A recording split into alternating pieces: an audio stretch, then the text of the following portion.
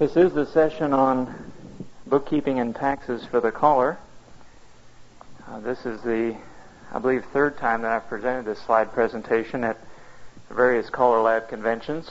I'm pleased to be able to do it again here this afternoon. See if we can... Oh, good, it works. It's always nice when the equipment works. If there's anyone who has seen the session before, I think there will be some extra items that were not covered in prior sessions. Certainly hope there will be some things that you'll get out of it. I should perhaps indicate what my qualifications are for doing this session in the first place. It's largely due to a misunderstanding that occurred a number of years ago at one of the CALLERLAB conventions. Even though I was raised in Ohio and I now live in Colorado, when I was learning to call 18 years ago, I was under the tutelage of a fellow named Larry Wiley from Pasadena, Texas. And because I guess as we all are, we're impressionable when we're learning to call, I developed somewhat of a southern accent when I call. And John Kay happened to be walking by a group of us one day when we were talking out in the lobby at the convention, and someone remarked that because I sound like I'm from Texas, I must know everything about Texas. And John thought they said taxes. And consequently, he thought I'd be a good one to do this presentation. I do have a bachelor's degree in accounting from the University of Colorado, and I did 7 years of corporate tax work for a company in Colorado Springs. I am not an expert on taxes. I know more than most people do. But there may be some of you here today, as we have had in other sessions, who are involved in tax return preparation, and you may know some answers to questions that I don't know. We will go through our presentation. There will be time at the end for questions and answers. If I don't know the answer to the question, I'll try to be completely honest with you and let you know that I don't know. But we hope that you'll gain something from the presentation today. I might point out this session has been rated PG by the Internal Revenue Service. Some content is not suitable for pre-taxpayers, so if there's any pre-taxpayers in the crowd, they might want to close their eyes and whatever. We're going to take a shotgun approach to this whole area and cover basically 3 different areas. One on bookkeeping, one on taxes, and one on future planning. Something just occurred to me. I want to make sure that there are 3 separate piles back there of handouts, so that if anyone does come in, they can get a handout, and we will be referring to the handout. Also, this session is being taped. We will have handouts available with the tape, so that those who do not have the benefit of the slides will be able to follow the handouts. In the area of bookkeeping, there was a quote that appeared in Forbes magazine a while back, which says, "The more you like something, the less likely you are to notice how much it is costing you." And this probably applies to square dance calling just as well as it does to any other field. We all start out in square dance calling as something that we enjoy. We want to be more involved in it. And there's usually a little bit of ham in us, or just all sorts of reasons for getting involved in it. And because we enjoy it so much, we forget about all the expenses that we're incurring for the activity. So it becomes necessary to find some method to keep track of these expenses so that we really do know what the activity is costing us as professional callers. I recommend always that you have a separate checking account for your square dance calling income and expenses. I realize that there are some practical limitations to this. For example, many of the banks nowadays require a minimum deposit in a checking account in order for you to avoid service charges. Many of the banks, however, are going to a situation where they will pay interest on checking, so perhaps this is no problem at all. But it makes it so much easier when you do have a separate checking account for your business transactions. The check register becomes a record for all of your deposits, and you should note in the check register the name of the club, the date you called for them, and the amount that you received. All your deposits should go into your checking account. Likewise, all of your expenses for square dance calling should come out of your checking account. There will be many times when you will not be able to write a check for an expense, such as at a CALLERLAB convention where you might have some out-of-pocket expenses. And I suggest for this that when you do have out-of-pocket expenses, that at the earliest convenient time, you sit down and make an itemized list of what those expenses were, and then write a check payable to cash for the total dollar amount. Now, the only reason for doing this is to make sure that you get it noted somewhere, so when it comes to the end of the year, you don't forget about those expenses that were out of pocket. So it becomes a very convenient way of making sure it gets noted and not forgotten. If the amount does get built up in your checking account and you need to make a withdrawal and it doesn't have any business purpose, I just make a note that the withdrawal was for personal purposes. I'm kind of lazy, so I like to have a rubber stamp for endorsing all my checks so I don't have to sign all the checks. Easy to get. Go to your bank or a rubber stamp shop, get one made up for your particular checking account. A work paper does not have to be complicated to keep track of your expenses on. If you have faithfully recorded all of your expenses in your check register, it doesn't matter if you get a little bit behind on your record keeping. Of course, it's nice to stay up to date on your record keeping, but if you get a little bit behind, it doesn't matter. The type work paper is something that will merely break the expenses down by category. This particular one, records and recording supplies, is just a category I like to use on my tax return. It's nothing sacred about that category, but there are several categories that I use, one worksheet for each category, so that I can, at the end of the year, easily summarize all of my expenses for that particular category. You can see on the example on the slide we have shown the date of the expenditure, the place where the expenditure was for or what it was for, the check number, and an amount.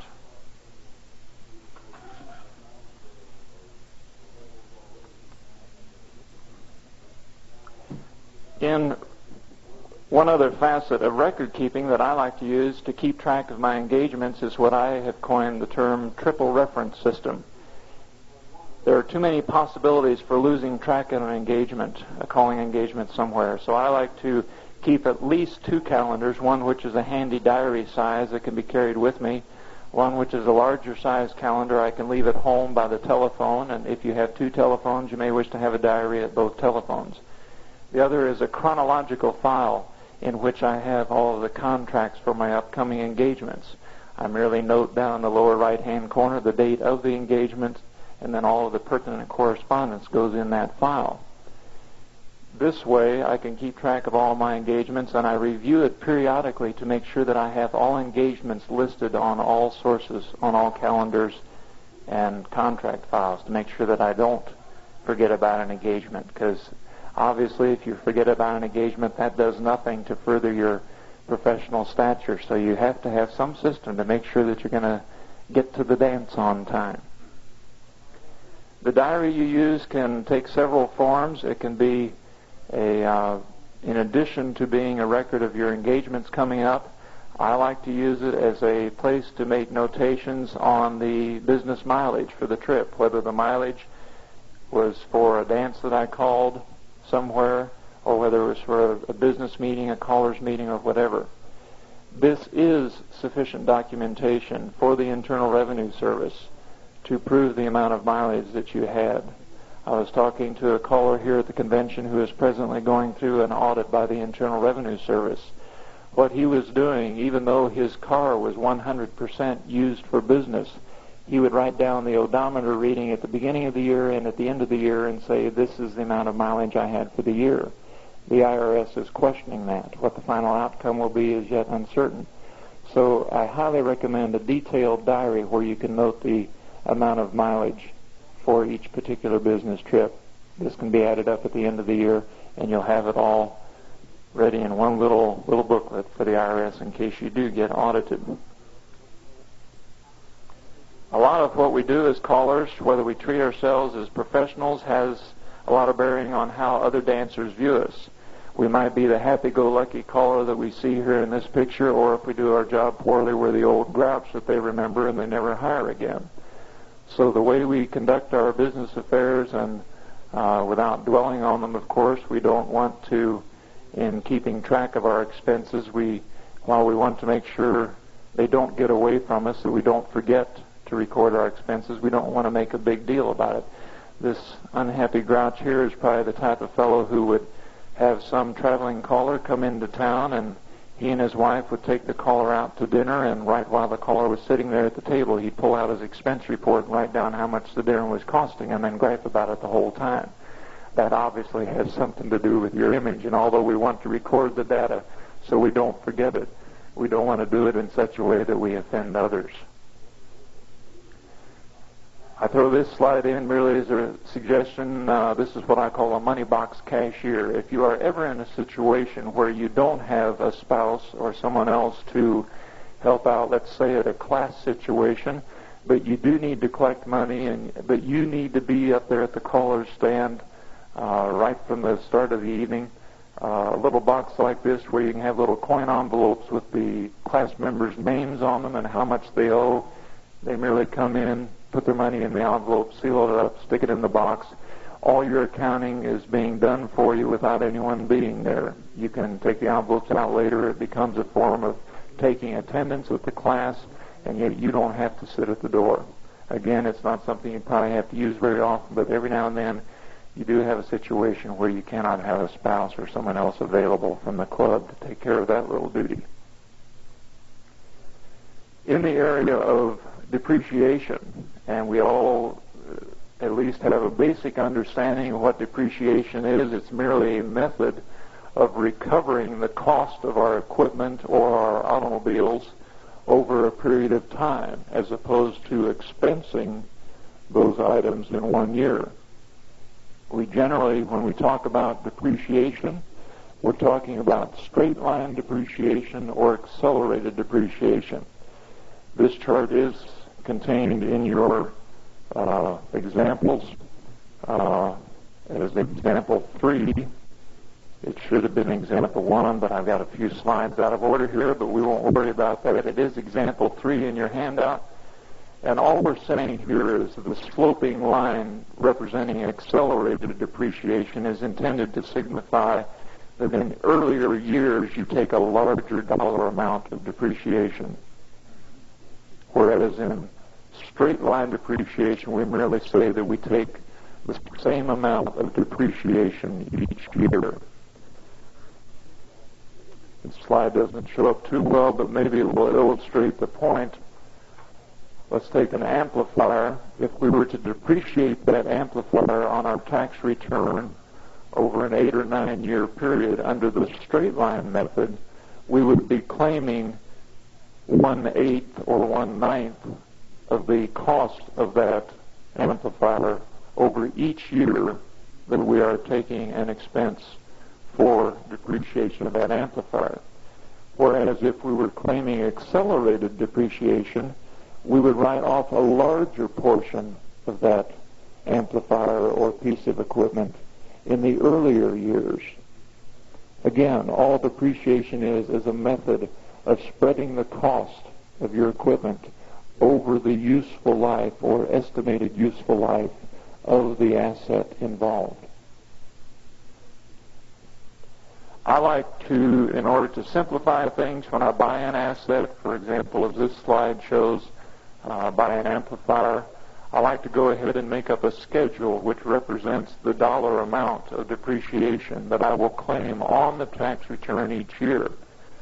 With straight line depreciation, it's not too difficult a problem, but this will at least ensure that each year I have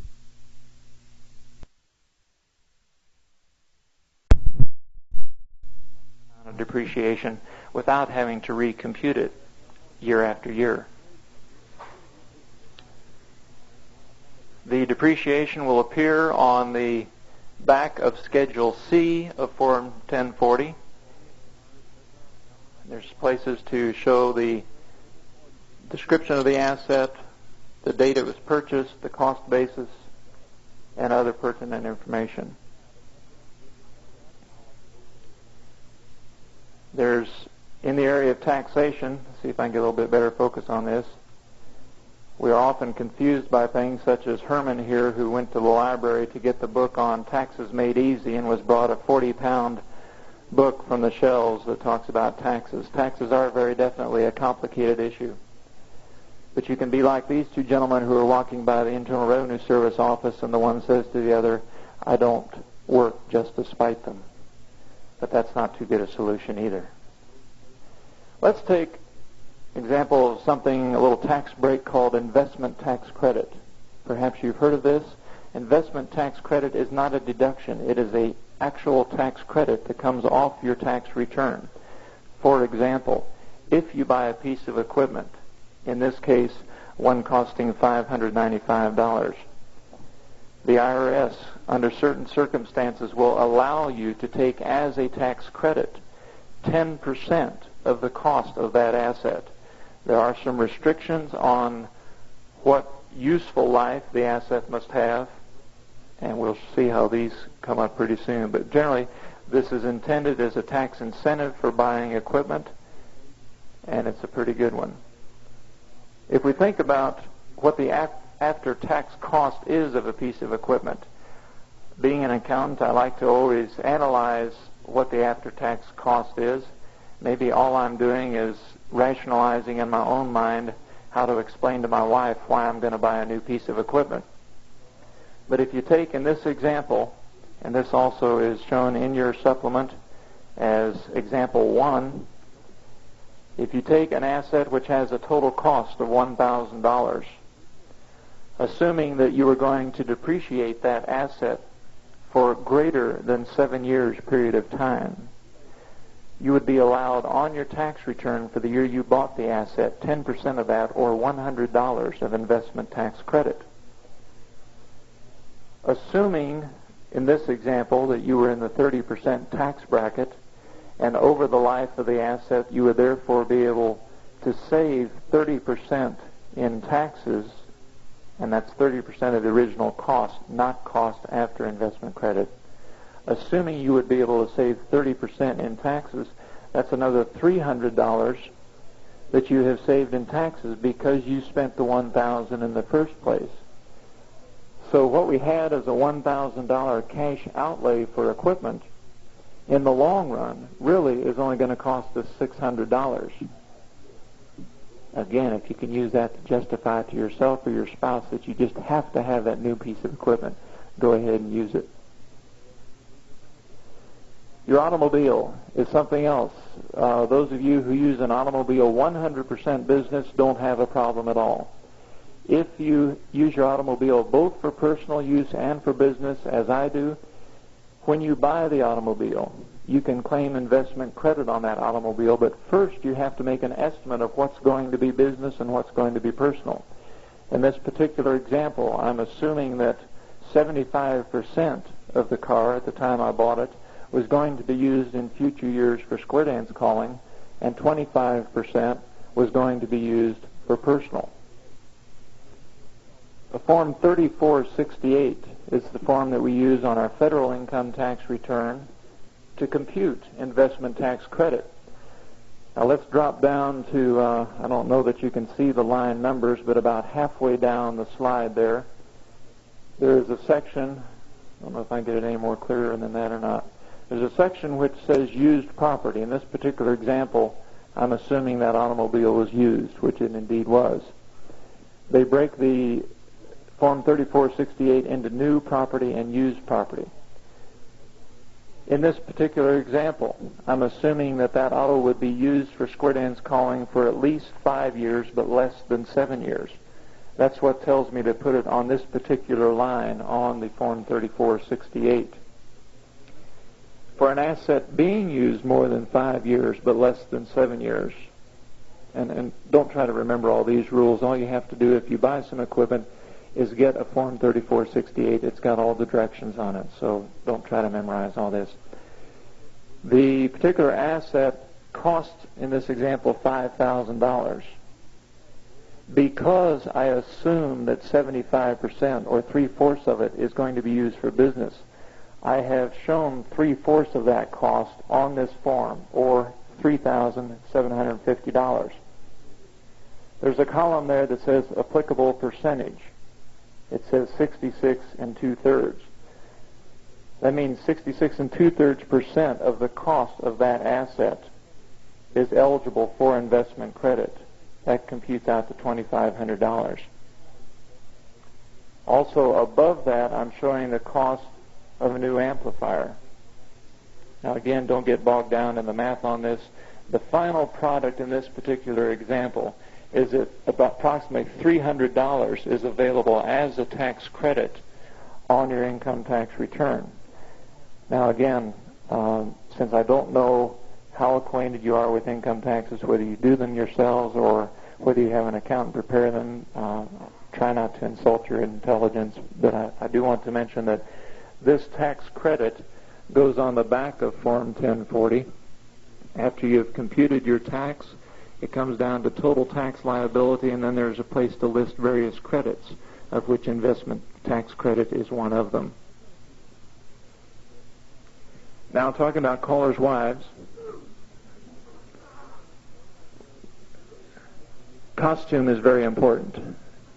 Costume is a deductible expense. We'll talk about more of that later. There was an article in the Wall Street Journal a year ago on computing the real cost of owning a new car. Most of us know that cars are expensive. We know that the cost of operating a car is expensive. This particular study pointed out that in various parts of the country, the cost of operating a car can vary depending on whether you're in Los Angeles, New York City, Atlanta, Georgia, or wherever. The cost obviously is a substantial concern. The Internal Revenue Service will allow you 20 cents per mile as a standard deduction for computing your deduction for transportation cost on your tax return. This is the easy way to do it. The way you plug this into your return, you've got your diary, which you kept earlier, showing your total business mileage for the year. Whatever that mileage is, times 20 cents a mile, that's your business deduction. You may have a situation, though, that because of the records you kept, because of the cost of the car, or because of unusually high repair bills during the year, whatever, you might have a cost which is actually higher than the 20 cents a mile allowed by the Internal Revenue Service. In this particular example, we're looking at one where it costs 25.6 cents a mile. So you want to compare the IRS allowance of 20 cents a mile with your actual cost and obviously deduct the greater amount.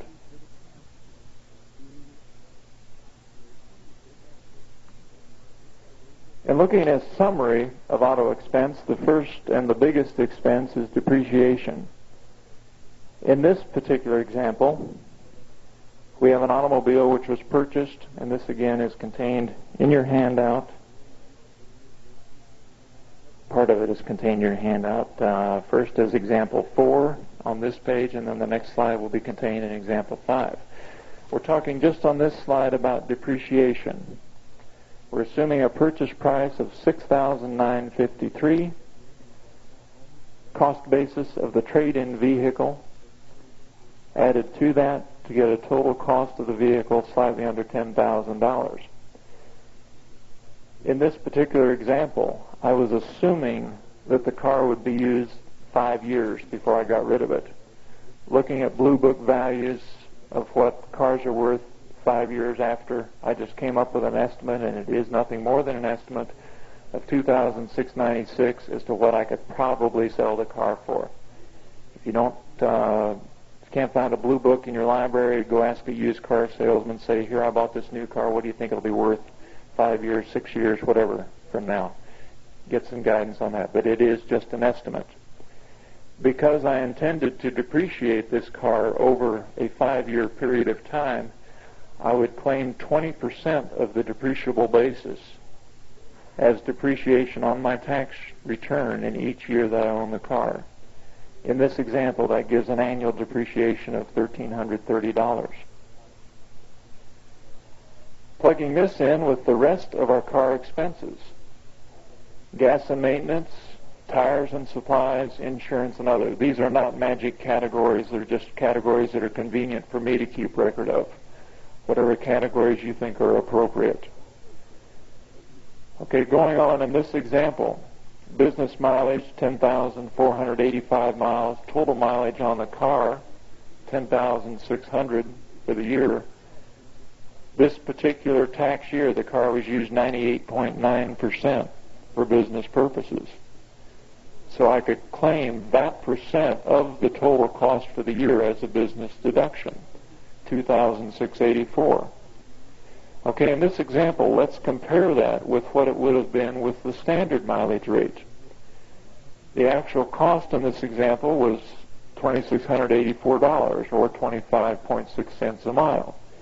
The standard deduction, 20 cents a mile, yielded a deduction $587 less than what I could claim by keeping track of my actual expenses. Had there been a narrower gap, if we were only talking $10, $20, $30, $40 difference, I might have been tempted just to claim the standard deduction. Because anything you do to complicate your tax return makes it more likely that you would be audited by the IRS at a later date. So if you're just talking a few extra dollars deduction, you may feel that that does not warrant claiming a specific deduction on the tax return, and you'd rather just use the standard deduction. One item of caution on the standard deduction. The 20 cents a mile, which was increased from 18.5 cents a mile in 1979, applies only to the first 15,000 miles of travel on your car. If you drive a car for a greater distance than that for business purposes, the rate gets lowered, I believe, to 11 cents a mile. When you take your car on trips, it becomes necessary to keep track of how much of the trip is business purpose and how much of the trip is personal reasons. I used the example last year in Miami because that was an extreme location of the country, way to the southeastern part of the country. Callers making the trip to Miami from New York, if they drove a straight line, could probably deduct the entire transportation cost as a business expense. If, however, they went by way of Colorado and didn't call any dances on the way, but merely enjoyed all the tourist spots, it would be very unlikely they could reconcile taking the entire trip as a deduction. So this again, you have to keep enough information on that you can make some kind of a judgment in your own mind that you feel the IRS will be comfortable with. There's a particular line on Schedule C of Form 1040 that says, did you deduct expenses for an office in your home? We hear a lot about this. Many of us have a separate room set up in our home where we spend time working on square dance business. Some of you have note services. Some of you do recordings. All different facets of the square dance picture. If you indeed use that home office for legitimate business purposes, there is nothing that says you cannot take a deduction for the cost of that office. There are some complications involved. For example, when it comes to deducting a proportionate part of your utility bill, if you don't have a bathroom or a wet bar or something of that nature that uses water directly adjacent or off of your office, you would not be able to deduct any of your water bill as part of the cost of your home office. If you've got electric baseboard heat and you've got a gas stove, and the stove is the only thing that uses gas and it's up in the kitchen, you could not deduct any part of your gas bill for your home office because it doesn't relate to it whatsoever. So there are some allocation problems involved here. But what the IRS is going to look at is if you really do use that home office for legitimate business purposes, and if there's any evidence that you use it for other than business purposes, they're probably going to disallow the deduction. I don't bother to claim a deduction on my tax return for a home office because I do use it for other things, and I just don't, it's too much of a hassle computing on the numbers, so I just don't bother with it. But some of you, it's a major consideration and quite a legitimate one. Perhaps you've heard the term hobby loss referred to in discussions with other callers, or maybe you've had some internal revenue agent mention that to you. Hobby loss rules are something which have been strengthened a great deal over the last few years, and there are many criteria that the Internal Revenue Service looks at. And all these rules do are provide guidelines for IRS agents to decide whether you're really in the business of calling or whether it's merely a hobby. There are many factors that go into deciding whether it's a business or a hobby, some of which might be things like, do you consistently show losses? If you have year after year after year of losses on your tax return, they would take the viewpoint probably that you're not in it for a business, that it's merely a hobby. If they make that conclusion, they will disallow the deduction of the losses. Some of the other factors to be considered, they might take a 5-year period of time and confirm that at least in 2 of the 5 years you did indeed have profits. Now that doesn't mean showing $1,500 losses for 3 years and then a $2.98 profit for 2 years in a row. They would still probably look at that and say, nope, it's a hobby, it's not a business. Your losses in those earlier years are not deductible. So these are many of the items that they will look at. It's all subjective when it comes into that area.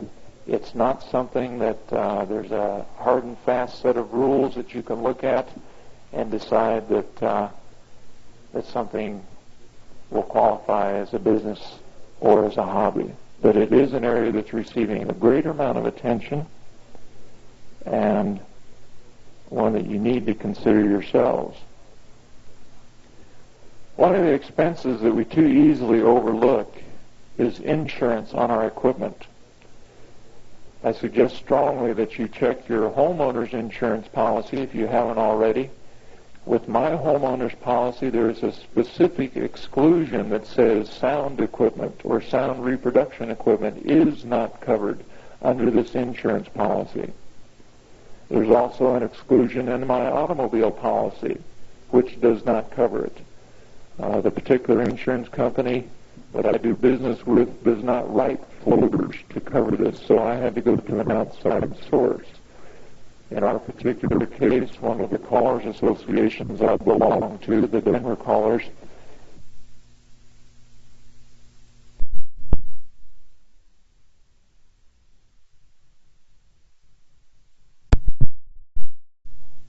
as a group through which I can cover my equipment. So please check your insurance policies. It would be a shame to be driving down the highway and have someone rear-end you and find out that all of your equipment is not covered. We mentioned a little bit earlier the subject of costumes. You can spend an awful lot of money on costumes, or you can spend very little at all. As far as to what really is deductible for costume expense, there are some gray areas here also. There's no problem at all, I don't feel, with ladies deducting the cost of their dresses and petticoats and shoes and all of this paraphernalia. Because the general guideline that the Internal Revenue Service uses is whether or not you can wear that clothing, that costume, in some other environment. And most of us ladies wouldn't even think about wearing the square dance dress to go shopping at the grocery store or hang in the wash or anything like that. It gets to be a little bit more of a gray area for the fellows. Western shirts, if it's satin and has fringe on it and lots of embroidery, there's no question. That's a costume. You wouldn't wear that to mow the lawn in or to go to the grocery store. But if it's a normal Western shirt, it's a gray area, particularly in this age of the urban cowboy, when everybody likes to dress Western. So I I don't feel that there's any problem with deducting costumes. I have been audited on this point. I don't think I would have any trouble.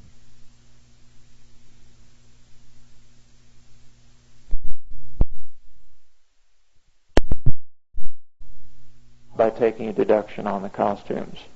Also, the cost of cleaning the costumes is a deductible expense. Now, one of the questions that perhaps is in your minds, which has been raised at prior conventions having to do with costumes, is a situation where the clothing is made by your spouse, let's say, and you did not have to buy it off the rack at the Western Wear store. And the question is, this would normally have been a $50 dress. I've got $10 invested in it plus a whole lot of time. Can I deduct $50 since that's what it would cost me if I went to the store and bought it? And the answer is no. Only your out-of-pocket costs are deductible. Only your out-of-pocket costs. So if you spent $10 on material and zippers and stuff, that's the amount you can deduct on your tax return, even though it's a work of art. The dancers will appreciate it, but the IRS won't, from a deductibility standpoint. There was a cartoon that appeared in the Sunday paper a while back regarding estimated tax payments, and this fellow named Dunnigan was walking to see his tax consultant, and he said, "I need some help on my tax return." So the tax consultant says, "Do you pay quarterly?" And Dunnigan said, "No, dollarly." And we all do. But the subject he's talking about is, of course, the area of estimated tax payments. Okay, who's required to make estimated payments and who is not? I have a job, a full-time job, as many of you do, other than square dance calling. I get paid.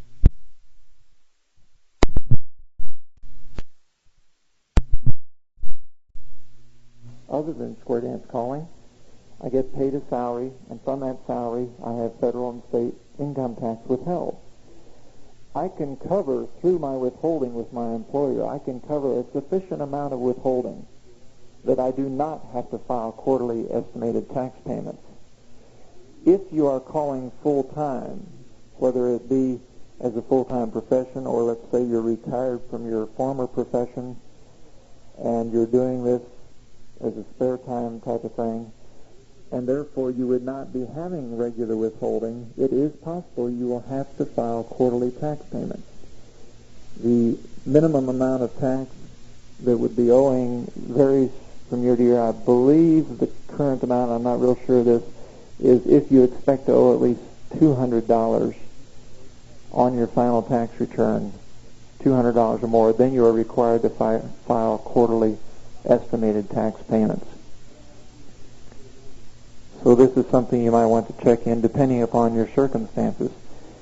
If you do have withholding from your paycheck, and let's say you have a super fantastic year calling square dances and your income really jumps up, and you hadn't planned on that, and you find out at the end of the year you owe a humongous amount on your tax return.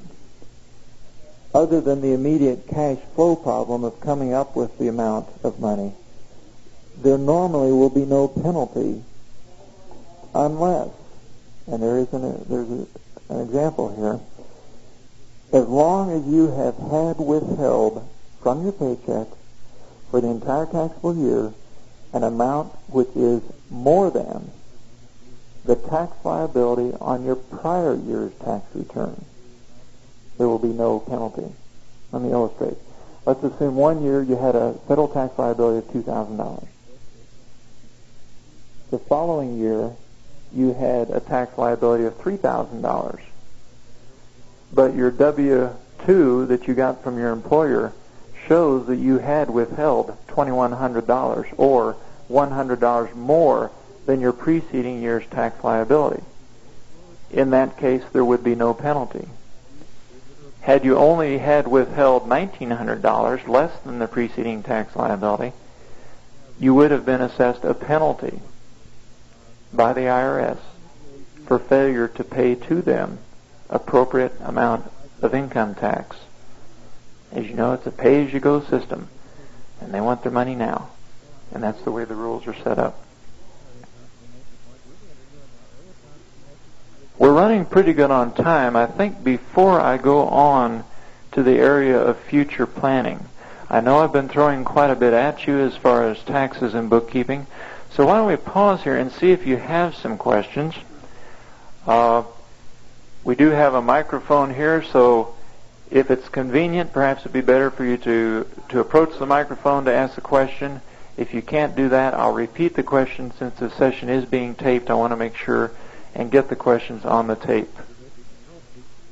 Yes.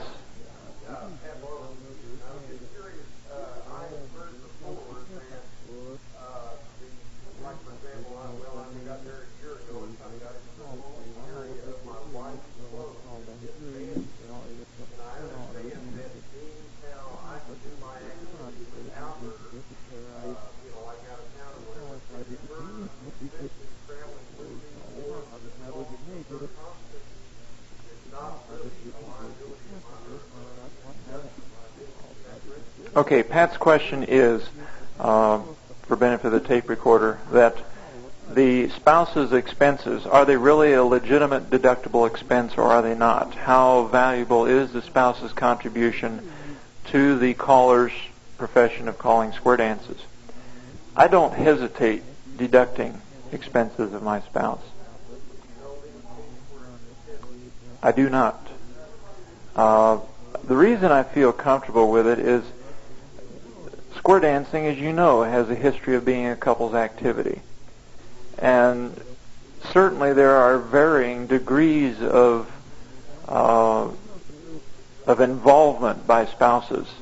Some spouses are very deeply involved, where if it's a call-or-run club, they are taking the money at the door. They're making sure the pop machine is filled. They're checking the sound in the back of the hall to make sure it's right. They're telling their spouse, well, you really shouldn't have done that singing call. You better do this one next because the crowd's going dead on you. You know, all sorts of contributions that the spouse can make. And because of that, I think it's very much a vital part of the caller and his profession. A lot of times it's only the spouse who knows how hard they work. Perhaps it would take a little discussion between yourself and the IRS to convince them, but I think once they got into it, they'd realize how much of a part the spouse plays in square dance calling as a profession. In my particular case, my wife hasn't danced since she was pregnant with our second child, and consequently, when she does go to a dance, and if she makes a new dress for the dance, since she's not dancing on a continuing basis, it's obvious to me that the expense is deductible. I don't have any problem with that at all, and I really don't think the IRS would either. But again, my wife makes her dresses, so the only cost I can deduct is the cost of material, thread, and everything that went into that dress. Yes, Pat?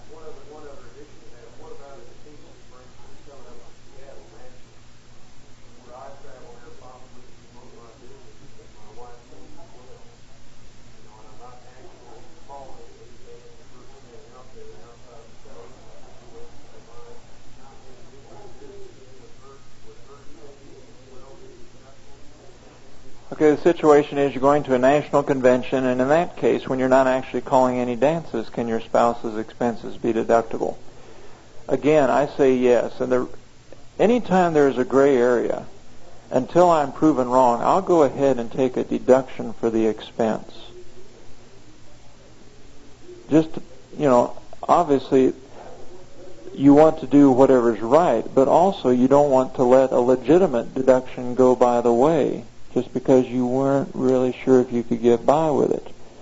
In a situation like that, I think it is a valid expense. Now, let's talk about CALLERLAB Convention. I think maybe you want to make some notations in your diaries. Obviously, at a CALLERLAB Convention where we have so many sessions going on at the same time, there is no way you can be at every session. And it was mentioned in the notes in the Direction newsletter that we suggest if your spouse comes that you go to one meeting and your spouse goes to another to take notes or whatever. Go ahead and make a notation of that in your diary so that if there is a question raised at a later date, you can say, well, here's what my wife did. She went to this meeting and this meeting and this meeting, and she took notes for me. Then it won't be questioned at all. You will be showing a valid business purpose. Any further questions on this, Pat? You've been saving them up for a year, haven't you?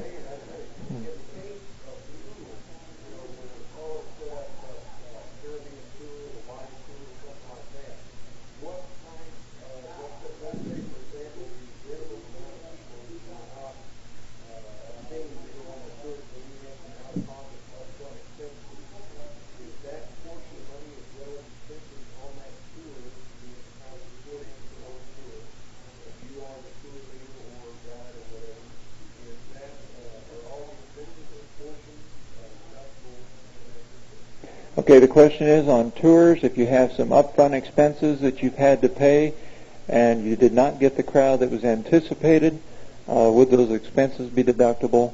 And indeed any other expenses that might come up later involved with that same tour. You have to use some judgment here, I think, on how much of the tour is going to be a vacation. If you have some square dancing on the tour, that certainly helps in nailing down a tax deduction. If you go on more than one tour, really what it becomes is another extension of your square dance activity. You as a square dance caller are promoting a different activity for square dancers. And square dancers will, when they see your name in print on a brochure, even if they can't go on that tour, they may think, oh, we were going to book him next year for our festival. Here's his address. Let's get in touch with him now. So the advertising that goes along with it really has much more meaning than just for that one tour. I can visualize situations where only a portion of the cost of a tour would be deductible. Again, depending on how much is pure vacation and how much relates to the square dance calling. It becomes very difficult. All of us could sit down and we could have an identical tour with identical expenses, and each one of us would come up with a different amount of what we thought was business deduction.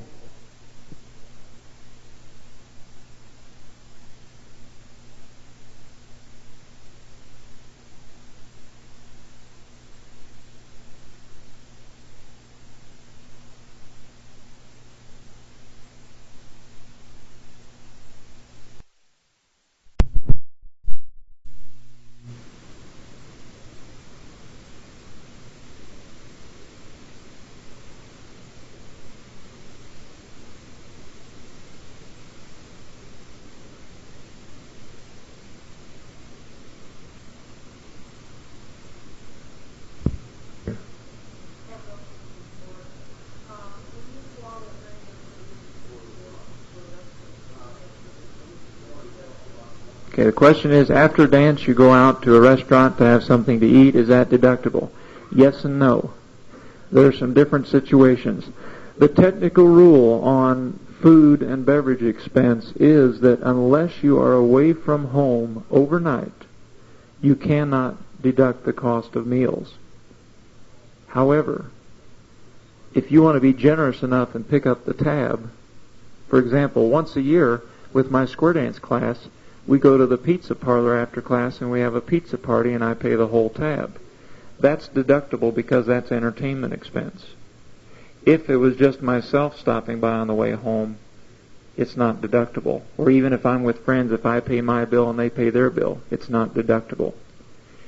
If there's been a situation where I might drive out of town to a dance and a caller friend goes with me, and let's say I'm not feeling too well, I've got laryngitis or something like that, so I'm taking him to help me out. And as a courtesy to him, I buy his dinner. Since I buy both our dinners, it then becomes a business expense, even though I'm not out of town overnight. So there are some fine lines, and the answer can vary depending upon the circumstances involved. Yes, Pat?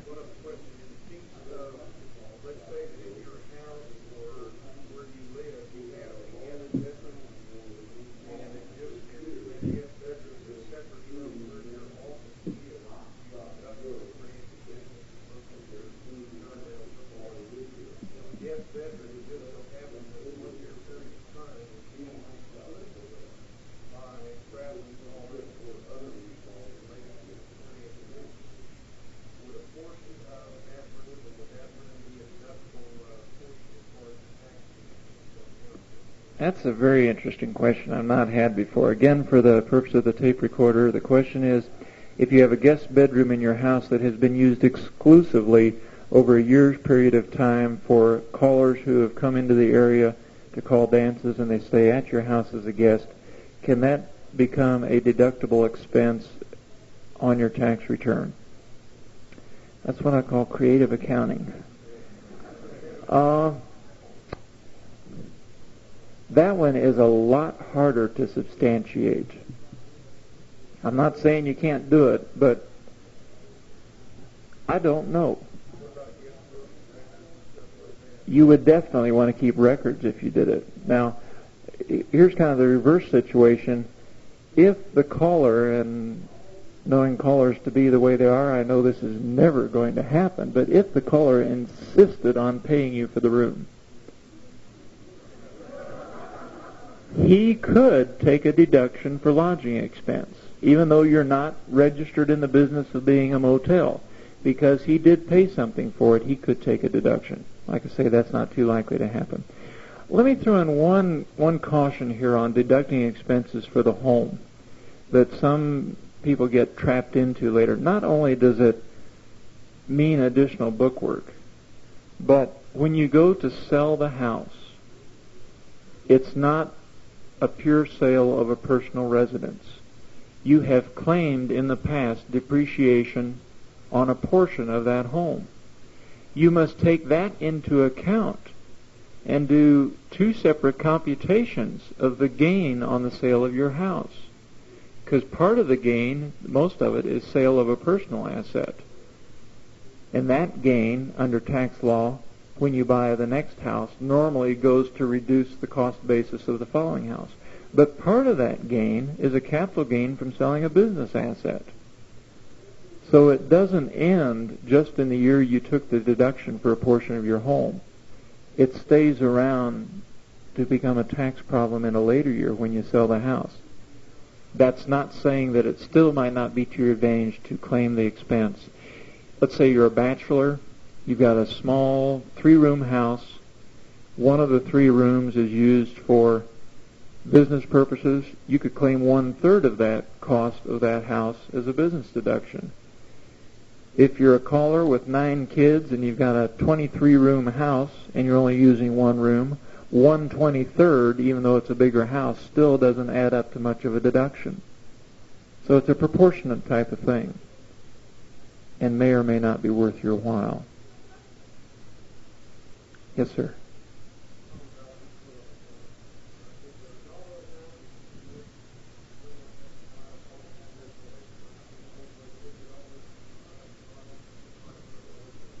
Okay, the question is there a particular dollar amount which requires you to file a tax return, a Schedule C, on your square dance calling income?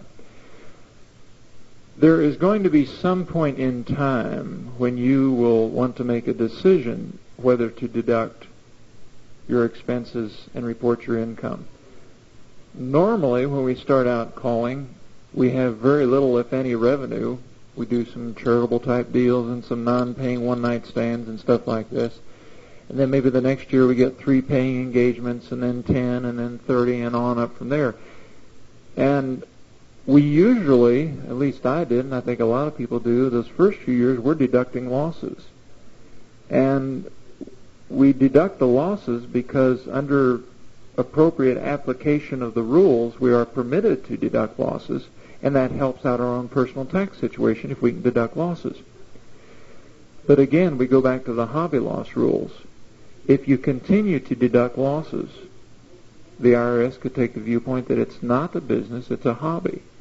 They come into an audit, let's say they audit 3 years, you had losses all those 3 years, they disallow the losses for those years, and you end up owing additional tax. So I think the question is more, the answer is really more when you decide to start reporting it, because it's probably going to start out as losses. I think I saw another hand way in the back.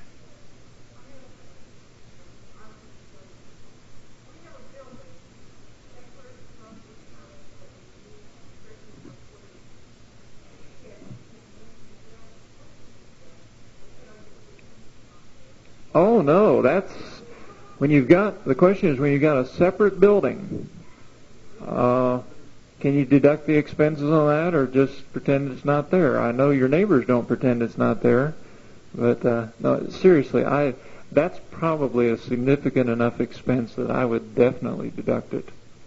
You've got your actual depreciation, depending on how much the building costs to erect, or if you bought it or whatever. But you converted it to square dance activity. That's still okay. You can, and so it was on the lot when you bought your home? Okay. Okay. But are you able to, even though it wasn't built originally for square dancing, do you have enough documentation to know how much erecting that building cost you?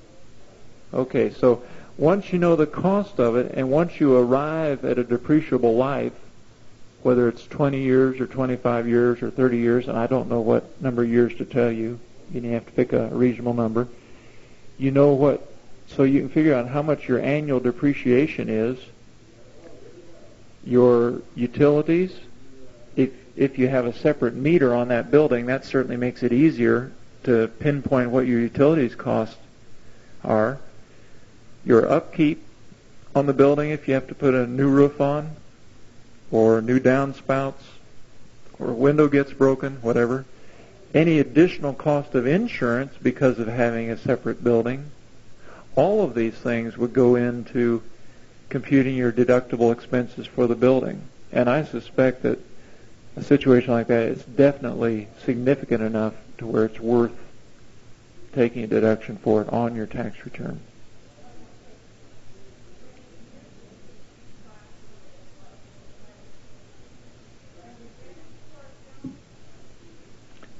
Question is, when you use it to teach classes, do you rent the building to yourselves? No, you do not. But you will be recovering your expense through the actual deduction of depreciation, utilities, etc. on the building. But no money has actually exchanged hands, therefore there is no rent. This reminds me of another question that came up last year on donating, calling for charitable organizations. And the question is, if you're a $50 a night caller, or $100 a night caller, or whatever, and you donate your time to call a square dance function for a church or a hospital, can you deduct your normal calling fee as a charitable contribution? The answer is no. And the reason that we might analyze that situation, why we get to a zero deduction, if you received your normal fee and then turned around and contributed the same amount as a charitable deduction, on the one side you would report revenue of your calling fee, on the other side you'd report a charitable deduction and they'd zero out. So there is no deduction for donating time to a charity for calling square dances. You can, however, take a deduction for your transportation costs. It's 20 miles across town to get to the nursing home to call a square dance. That 40 miles round trip is a deductible expense. The question was asked of me the other day, is it deductible as a charitable contribution mileage, which is a different rate than a business mileage? I believe the current deduction allowed for individuals when they do charitable work is 9 cents a mile. As we indicated in our earlier example, the standard mileage deduction is 20 cents a mile. I contend, and I don't think I would be faulted by the IRS for this, that we are in the business of square dance calling. Whether we do it for a charity or for a square dance club, we are promoting square dancing, and therefore I would deduct the 40 miles at 20 cents a mile, not at 9 cents a mile. If your wife, however, your spouse, whether it be a husband or wife, if your spouse went to a Girl Scout function completely unrelated to square dancing and wanted to take a mileage deduction for charitable work, that would be at the 9 cents per mile rate, because that individual is not in the business of administering to Girl Scouts or whatever. Yes, Pat? When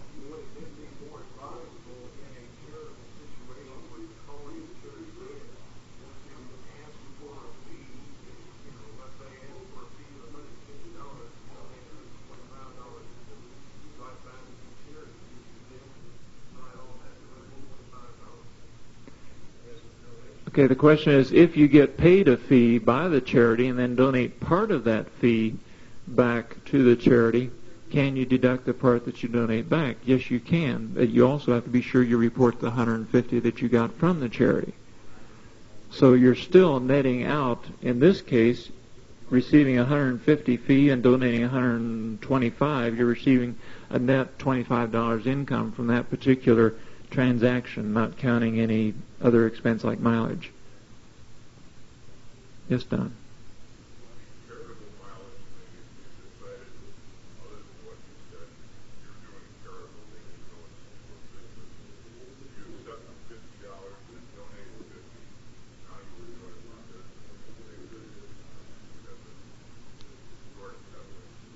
Okay, if you were paid 50 and you donated 50 to the charity,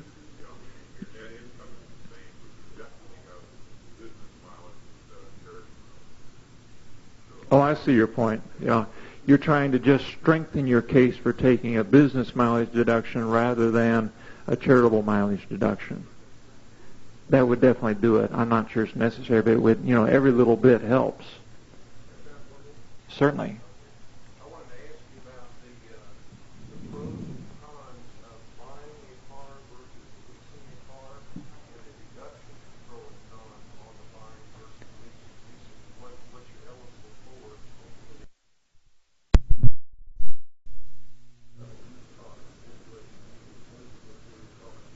for. Okay, the question is, what are the pros and cons involved in buying or leasing a car that's to be used in your square dance calling business? And we can, let's assume to make it more difficult that it's used partly personal and partly business. Leasing is a concept that I have never bought particularly. I think there are some advantages, but I think most of the advantages that are used by leasing salesmen don't really hold up. I have never fully understood why they think it's so great. It is good from a cash flow viewpoint. I know a caller who, because he was because of his financial situation, he could not go out and buy a car, but he could lease one. So for him, it was purely a financial situation where it was convenient and reasonable for him to lease a car.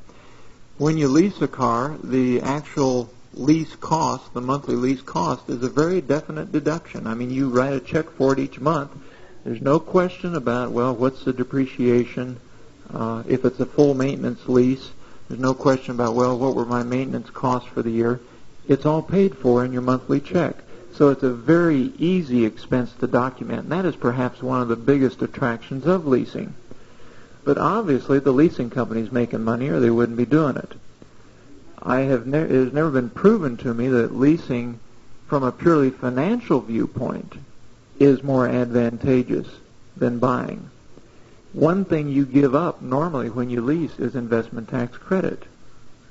If you've got a $10,000 car and you're trying to decide whether to buy it or lease it, if you buy that $10,000 car, you can claim investment tax credit on it. If you lease it, not. So there's a big tax incentive right there for buying it rather than leasing. Okay, the mileage deduction on the lease car, again, you have a choice. You either deduct standard mileage or you deduct actual cost. Now, in your situation of a lease car, your actual cost is going to be your monthly lease payment rather than depreciation, plus tires, gas, oil, or 20 cents a mile, whichever is greater. So all it does is replace depreciation with lease payment. Now, another thing, too, in my example that I used earlier on car payments, example number 5, I was not taking into account any finance costs, any interest. The reason I wasn't is that the interest on an automobile loan is fully deductible if you itemize deductions on your tax return, whether it's a business car or a personal car. So why get that involved in this computation at all? Whereas there is obviously imputed interest in a lease type situation. But again, you would have to keep records if you end up for the year using the car 75% of the time for business, then you could deduct 75% of the lease cost, 75% of the gasoline, etc. Yes, Don.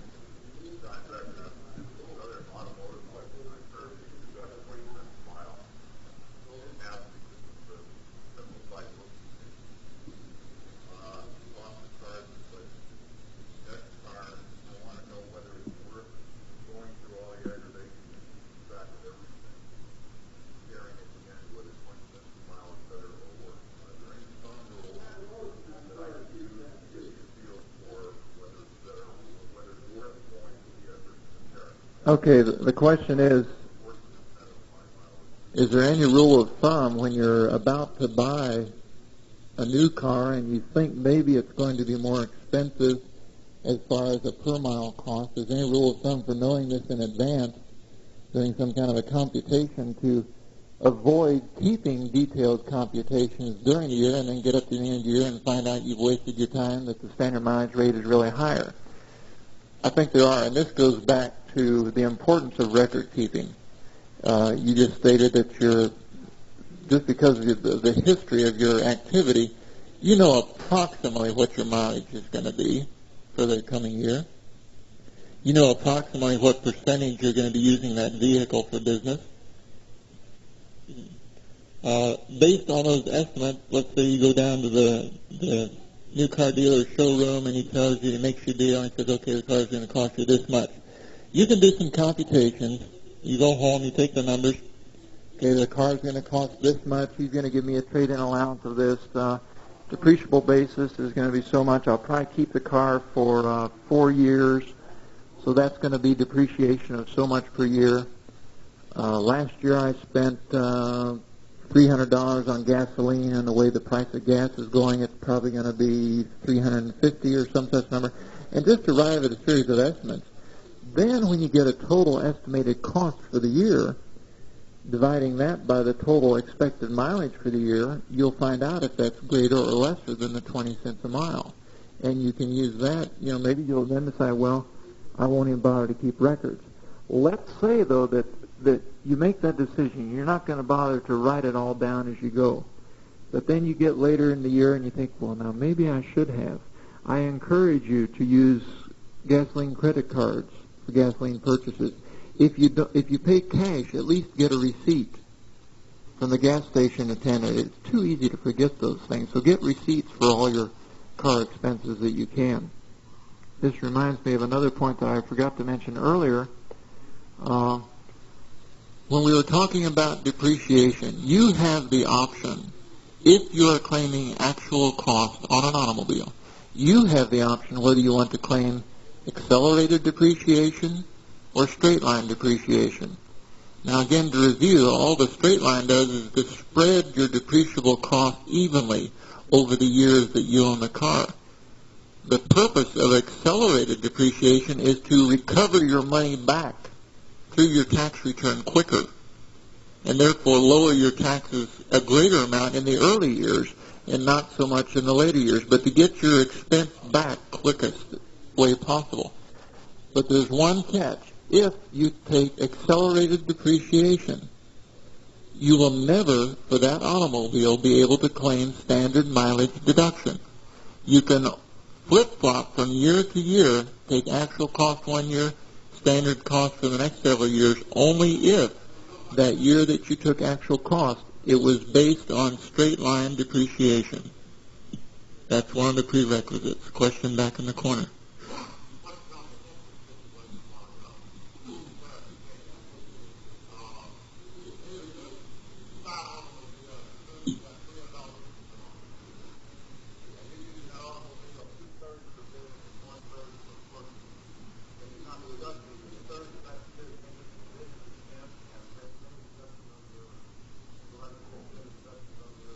Okay, the question is, on interest expense on a car used part business, part personal, if you do not itemize deductions, can you take 2/3 of the interest cost as a business expense? And the answer is yes.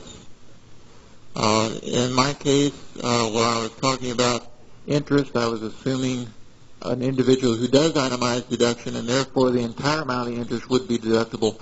But if you don't itemize deductions, yes, you could take that proportionate business amount of interest as a business expense.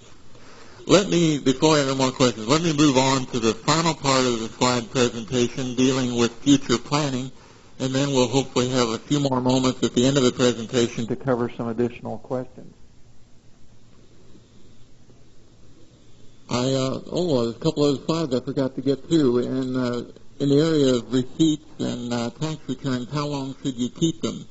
Receipts, it's recommended that you keep for a period of 3 years. Tax returns, I feel, should be kept indefinitely because it's a record of your business, and they don't take up that much space.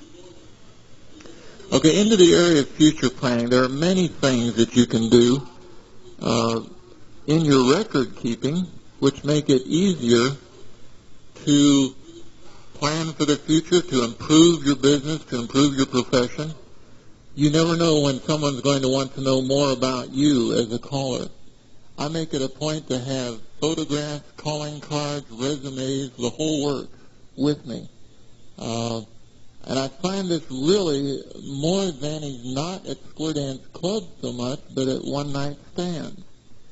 When you do not have a public that you're going to be calling for on a regular basis. I do a series of one-night stands about 100 miles west of Colorado Springs every summer at a lodge up in the mountains. We have 14 of them scheduled for next summer. People come there on vacation. They bring their families. We have a square dance party after an outdoor barbecue. And I make it a point during the evening to say, my name is such and such, I'm from so-and-so, and I do travel around the country calling square dance parties. If you think you'd ever like to get some of your friends together and have a party, I've got a resume here and my business card. I'd be happy if you take one. I'm expensive, but if you want to fly me down there, I'd love to come. And when I started off doing that, I thought, well, it's really not going to pan out. Last Labor Day weekend, the doctor flew me to Oklahoma City to call a square dance party for a bunch of doctors. 2 weeks later, I was flown to Dallas, where I drove up north for a couple of hours to do a company picnic for a company up in Sherman, Texas. Next month, I'm going down to Fort Worth, Texas to do a square dance party for a lawyer at his ranch south of Fort Worth. Next September, I'm going back to Sherman, Texas to do the picnic.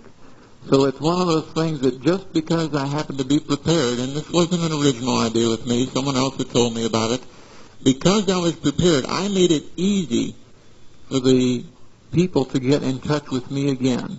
If you do a good job once, make it easy for them to get in touch with you again. If you'll just do a little legwork on your own, it can sure pay dividends in the future. Another area on future planning is Social Security. You can't really see it too well on this slide, but this is a cartoon that appeared in the paper quite some time ago where there's a billboard along the highway and a ramshackle trailer and desolation for miles and miles around, and it talks about the Social Security retirement village. So much per year, no down payment.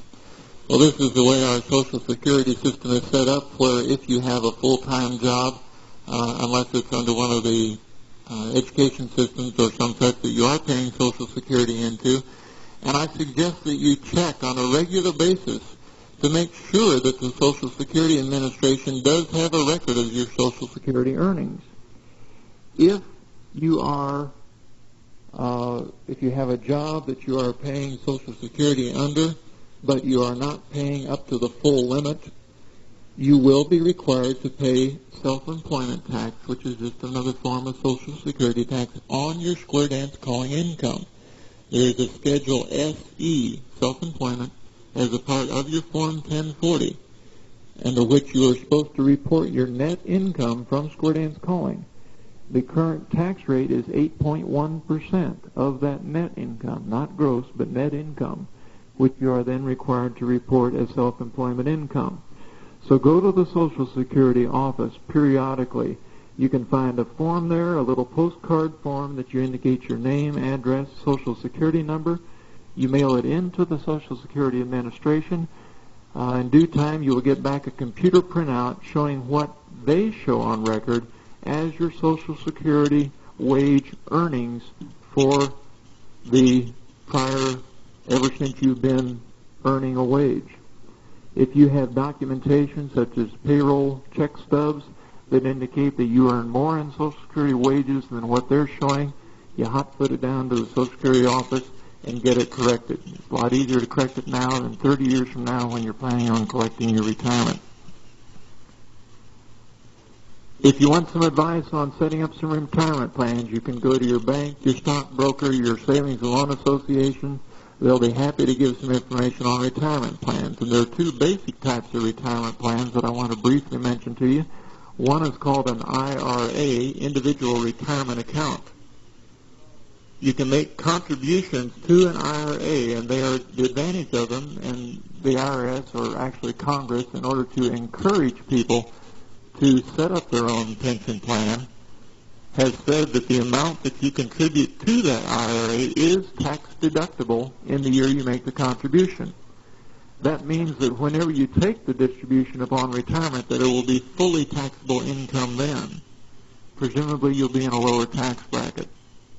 That's debatable.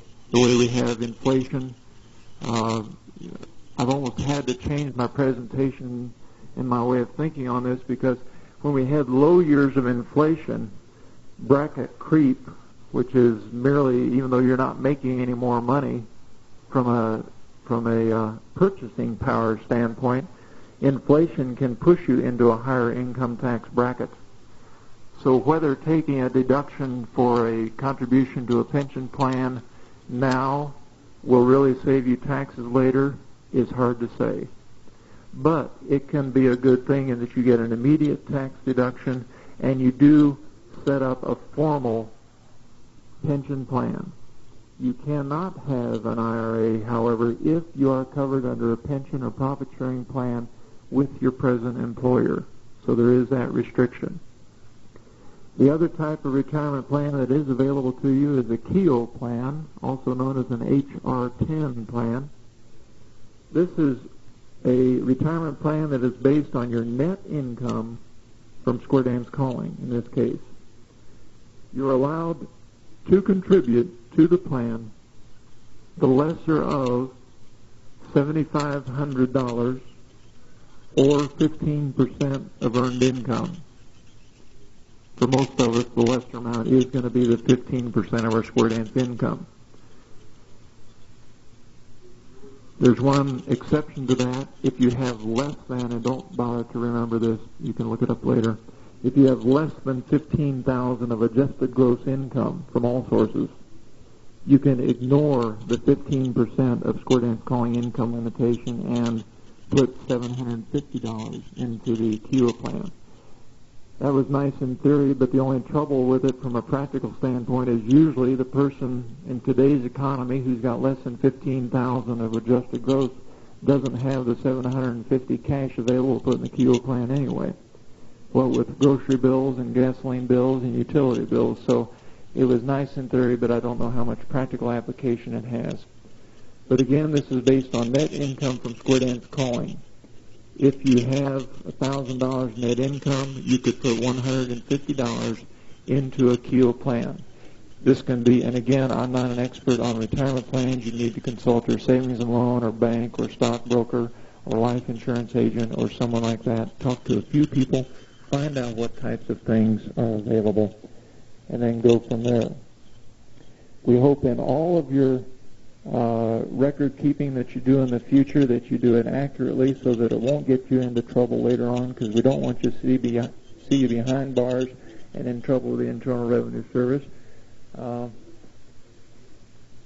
I try to think if there's anything that I've missed, we do have a few moments left. If you've thought of any additional questions you'd like to ask, I'd be happy to answer them. If you don't think of the questions until later, I'll leave some of my cards up here on the table to make it easy for you to get in touch with me. So you want to ask tax advice or hire me for a dance, I don't care.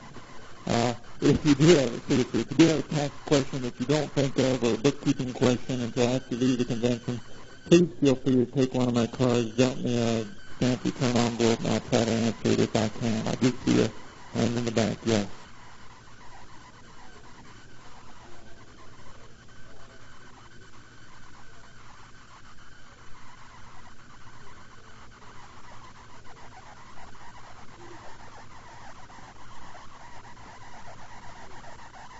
The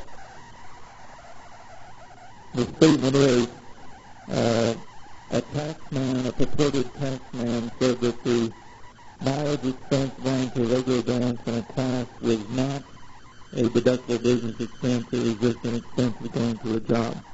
To shed some light on this, could we have someone click on the lights in the back, please? The statement is, a taxman, a purported taxman, said that the mileage expense going to a regular dance in a class was not a deductible business expense. It was just an expense of going to a job. To shed some light on this, could we have someone flick on the lights in the back, please? We're not going to have any more slides, so we don't need the lights off anymore. I disagree. Now let's talk about disagreements on tax question for a moment. As you know, or as you've probably heard, you can call the IRS up, ask a question, get an answer, file your tax return based on that answer. 2 years later, you get audited and you find out you were wrong. Even if you're wrong and you say, well, I called up the IRS and they told me, that's no excuse. So it is a vague area in some cases. I don't think this is a vague area. I just plain disagree. The particular rule that he's thinking about is for people who have a full-time job. Normally, your expense, your transportation cost for going from your home to work and back, it's purely a personal expense. It doesn't matter if you live across town or across state or whatever. That's a personal expense. But the difference, as I see it, and I have no qualms at all about telling you this, is that as a square dance caller, you are self-employed. That's the difference right there. All mileage for a self-employed individual is a deductible business expense. Gentleman in the back.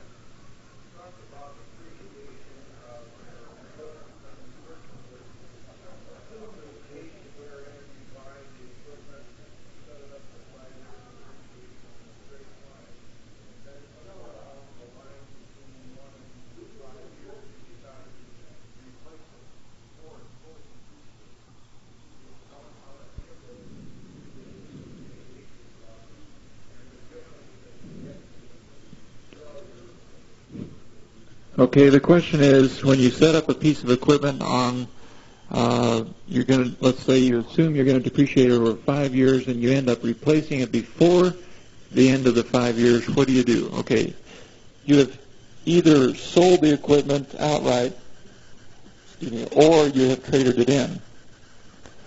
Let's say that you got a $1,000 amplifier. You were going to depreciate it over 10 years at $100 a year. After 3 years, you would have claimed $300 depreciation. So your net basis in that asset is the original $1,000 cost less the $100 per year of $300 total. You got a net basis at that point in time of $700. Some of the equipment that's on the market today does not, in fact, depreciate that rapidly. It might be worth $800.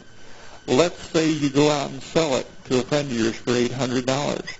You've got a $100 gain, long-term capital gain. That requires another tax return form to file. Schedule D, long-term capital gain, $100. So your estimate is purely an estimate, and the actual fact situation can change. You might have sold it at a loss. Let's say that it was depreciated down to $700, but you had to sell it quick for whatever the reasons may have been. And let's say you sold it for $600, $100 loss deductible on your tax return, Schedule B, or $47.97 depending on the circumstances. Please check your nearest tax consultant for the right answer and what form to use. Any other questions? Yes, Pat. What about the instance where you had a caller come in and call for one of your clubs, and in essence you're picking up all of his expenses while he is there, lodging, for example. What about in the case of taking him out to dinner prior to the dance? Would that expense, being out during 4 weeks instead of 3 days? Okay. Traveling caller comes into town, you take him out to dinner, can you deduct that, even though meals generally aren't deductible unless you're out of town overnight? Yes, you can. That's entertainment expense. Your meal and his meal deductible. There's the extreme situation we talked about. We talked about tax penalties earlier. You can get a situation like I was in up in Denver. I was late to a dance. Well, I wasn't really late, but I wasn't real sure where the hall was, so I was going down the street not paying a lot of attention to what the speedometer was doing, and I got caught in a radar trap. $24. Fines like that are non-deductible business expenses. However, the next week I was telling a friend about it, and he almost died laughing, so I deducted it as entertainment expense. That's not true. Hey, question over here.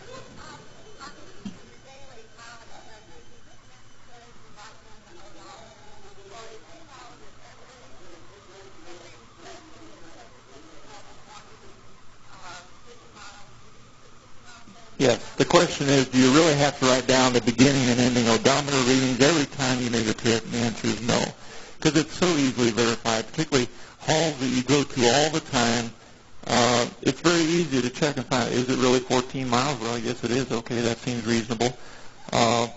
It might be the type thing that you'd want to do for an unusual trip, like if you go out of town, a particular location just once a year, you might want to do it in that case, but for your periodic visits to the same place, no, you don't need to write down odometer readings. If you know it's 14 miles, just write 14 miles every week for class, and that'll be sufficient in your diary.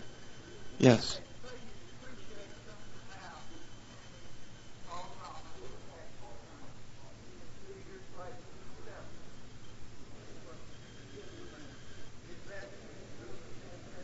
Okay, the question is, you fully depreciated an asset on your tax return, but for all practical purposes, you were able to sell it for a couple $100, whatever. Yes, technically that's taxable income. Seemed like there was some other point I was going to make. Oh, yes. When we were talking about you start off calling, you're not really doing it as a profession, you're doing it as a hobby, and at some point you decide to start filing tax returns. Let's say you've still got the same piece of sound equipment you started with. There's some fine print on the back of the Schedule C that says, in that schedule where you show cost of the equipment, date acquired, and then it says depreciation allowed or allowable in prior years. Even though you've never taken a business deduction for that, if you bought it for $1,000 in year one, and you waited until 3 years later to start filing tax returns, you cannot start depreciating a $1,000 asset, because that phrase allowable in prior years means that you would have been, if you were going to depreciate it over 10 years, you would have already been allowed a deduction for $300.